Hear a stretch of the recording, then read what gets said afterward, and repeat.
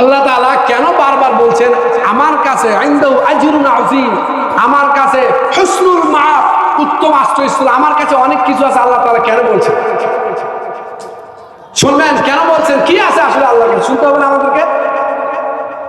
আল্লাহ বলছে এগুলা ভুলে যেও, এগুলা চাকচিক্য, সন্তানের পিছে যেতে যেতে জীবন শেষ, এই সমস্ত কিছু তোমরা ভুলে যাও। আমি রবের কাছে উত্তম প্রতিদান আছে। কি আছে আল্লাহর কাছে? এক বাক্যে বলবো, শুনতেছেন কথা? বলবো। বুখারীর বর্ণনা ৭৪৯৮, ৭৪৯৮ নম্বর হাদিস, হাদিসে কুদসি। আন আবি হুরায়রা রাদিয়াল্লাহু তাআলা আনহু বলেন, বর্ণনা করেছেন, قال الله تعالى, আল্লাহ তাআলা বলেন, আ'দাতু লি'ইবাদি الصالحين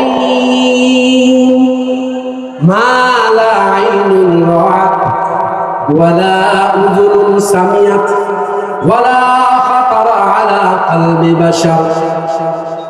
আল্লাহ তাআলা রাসূল হাদিসে কুদসি আল্লাহ তাআলা বলেন, মা লা আইনুন রাআত আ'দাতু লি'ইবাদি الصالحين,